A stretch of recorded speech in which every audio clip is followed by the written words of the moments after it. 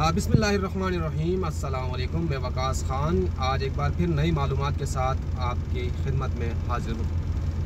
गुज़िश्ता रोज़ एक press conference हुई जिसमें शिया मकतबा फ़िक्र के बहुत अहम शख्सियात दुआ ज़हरा के वालिद के साथ मौजूद थे और उसमें एक बयानिया जो सामने आया वो ये कि एक बार फिर मसलकी रंग देने की कोशिश की गई। ये मुद्दा सामने रखा गया कि इस मुल्क में यानी जो अक्सरियत है यानी सुन्नी मुसलमान वो अक़लियत पर बज़ोर ज़बरदस्ती अगवा करते हैं, ज़ोर ज़बरदस्ती निकाह करते हैं और उसके बाद उनका मज़हब जो है वो तब्दील कर दिया जाता है। जबकि दुआ ज़हरा और इसके साथ साथ निमरा काज़मी दोनों मुकदमात में हमने ये चीज़ देखी कि सिंध हुकूमत के वहाँ पर एडवोकेट जनरल सिंध खुद कहते हैं कि सिंध में अगवा का मुकदमा दर्ज हुआ, लड़कियों को बाजियाब करा दिया गया।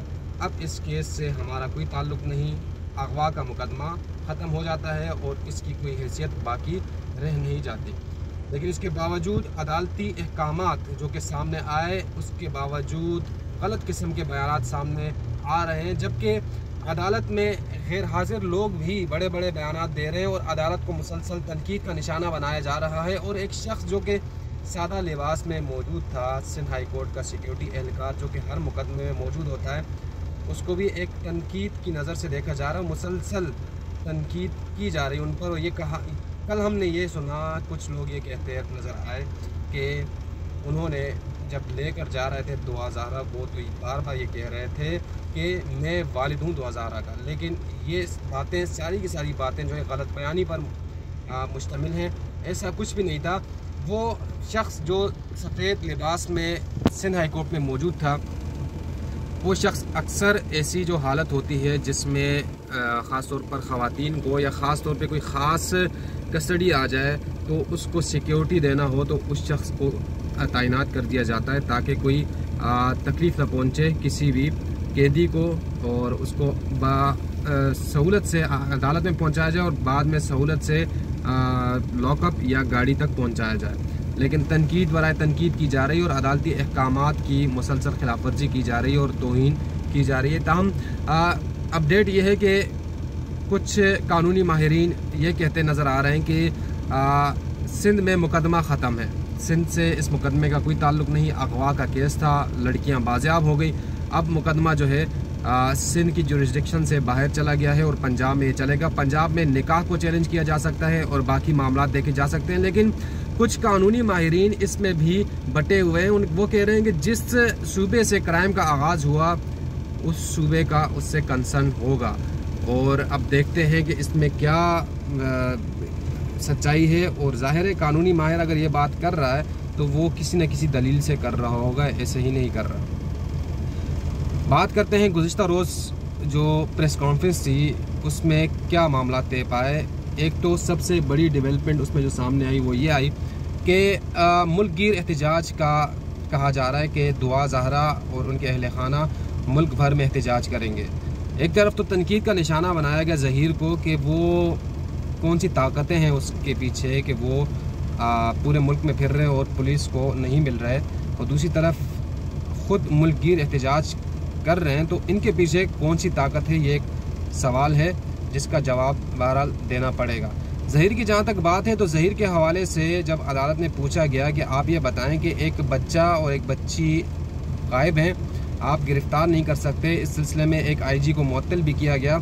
और जब अदालत में पुलिस अफसरान ने एक बयान सामने रखा उसमें ये बात सामने आई कि ज़हीर के वालिद एक पंजाब की एक यूनिवर्सिटी में वहाँ पर एम्प्लॉई हैं, इसके साथ साथ ज़हीर भी वहाँ पर काम करता है और वहाँ के एक प्रोफेसर या जो भी ऊपर के ग्रेड के कोई ऑफिसर हैं उनके साथ ज़हीर के वालिद के अच्छे ताल्लुकात हैं, जिस बिना पर ताल्लुकात बने वकील से। और अब उनके साथ जो वकील साहब हैं वो वकील उनको मालूमात दे रहे हैं कि पुलिस कहाँ पहुँची है, इस वक्त कहाँ है, तो इसी वजह से उनकी गिरफ़्तारी अमल में नहीं लाई जा सकी।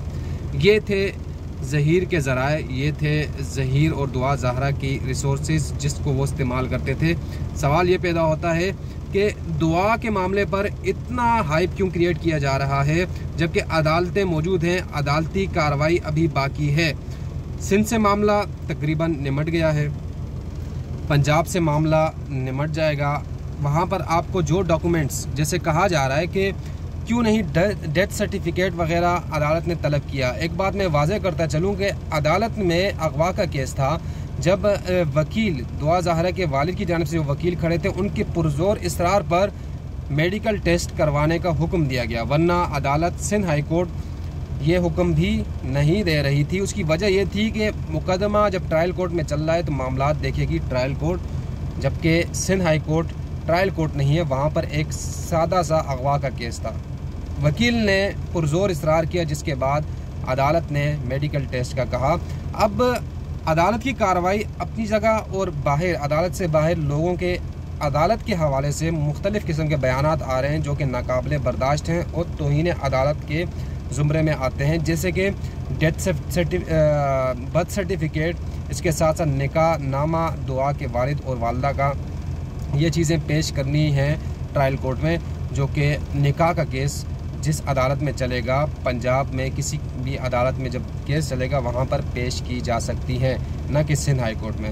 तहम बयानात बहुत आ रहे हैं, तनकीद का निशाना बनाया जा रहा है अदालतों को, और एक ये पैगाम या ये तासुर दिया जा रहा है कि पाकिस्तान के जो अक्सरियती लोग हैं वो अक़लियतों को अगवा करते हैं, ज़बरदस्ती निकाह करते हैं और उसके बाद उनका मज़हब तब्दील कर देते हैं, जबकि ऐसा हरगिज़ नहीं है।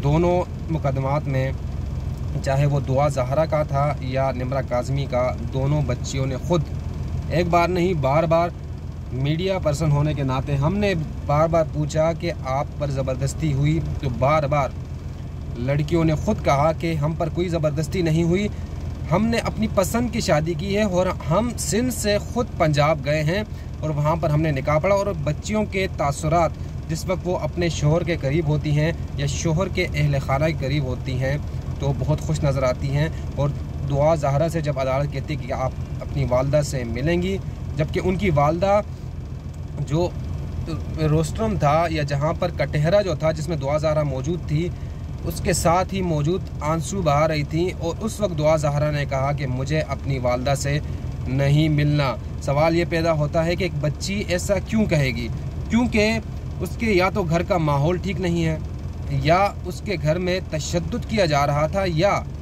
दुआ ज़हरा ने यह मामला घर में रखा था और घर वालों ने मुसलसल इस बारे में इनकार किया, ये रिश्ता नहीं दिया, जिसकी वजह से ये सख्त कदम उठाना पड़ा। अब जो हकीकतें हैं उनको नज़रअंदाज करके उसको एक दूसरा रंग देना और मसले की बुनियाद पर देना, ये एक बहुत ख़तरनाक चीज़ हो सकती है। इससे नफ़रतें फैलेंगी, इससे एक दूसरे पर जो है तनकीद की जाएगी और तनकीद के लिबादे में न जाने क्या कुछ हो जाएगा।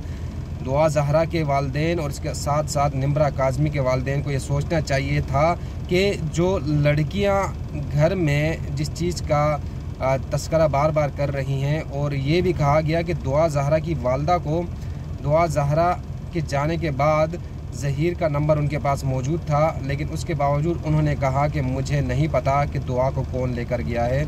उन्होंने उसको एक ग्रोह का यानी लिबादा दिया और कहा कि ये एक ग्रोह है जो कि बच्चियों को अगवा कर रहा है और मुल्क से बाहर ले जाकर बेचेगा। ताहम इस मामलात से पर्दा अदालतों में उठ चुका है, ऐसी कोई चीज़ कामयाब नहीं हो सकती। सबको अफसोस है कि वालिदैन का दुख कोई नहीं पहचान सकता, कोई नहीं जान सकता, कोई नहीं समझ सकता, लेकिन हकीकत से मुंह मोड़ना एक बड़ी तबाही का पेश खेमा साबित हो सकता है। इस चीज़ को देखना चाहिए और जो गलतियां थीं उसको सुधारना चाहिए, न कि मज़ीद कीचड़ उछाला जाए। अब भी वक्त है कि दुआ ज़हरा और निम्रा काज़मी के वालिदैन अपनी बच्चियों के साथ ताल्लुकात बेहतर करें और जहाँ पर उनके रिश्ते हुए हैं उनके साथ ताल्लुकात उस्तवार करें, ताकि खुदा न ख्वास्ता अल्लाह न करे कल कला को कुछ होता है तो इन लड़कियों को एक सहारा इनके पास मौजूद हो कि पीछे मेरे माँ बाप मौजूद है, मैं उनके साथ जा सकती हूँ। लेकिन जो तरीक़ेकार अपनाया जा रहा है, बावजूद इसके कि लड़कियाँ इस बार की बज़िद हैं इस बात पर कि हमें अपने शोहरों के साथ रहना है, इतना बड़ा वावेला खड़ा किया जा रहा है कि लगता यह है कि माँ बाप ख़ुद बच्चियों की वापसी के दरवाज़े बंद कर रहे हैं। मैं वकास खान मज़ीद मालूमात के साथ आपकी खिदमत में हाज़िर हूँगा। अगर मालूमात आपके लिए अच्छी मालूमात थी और ये चीज़ आपको पसंद आई, वीडियो लाइक करें, शेयर करें, बेल का आइकन दबाएं और हमारे साथ जुड़े रहिए ताकि जो भी मालूमात आती रहें मैं आपके सामने रखता रहूं। अल्लाह हाफ़िज़।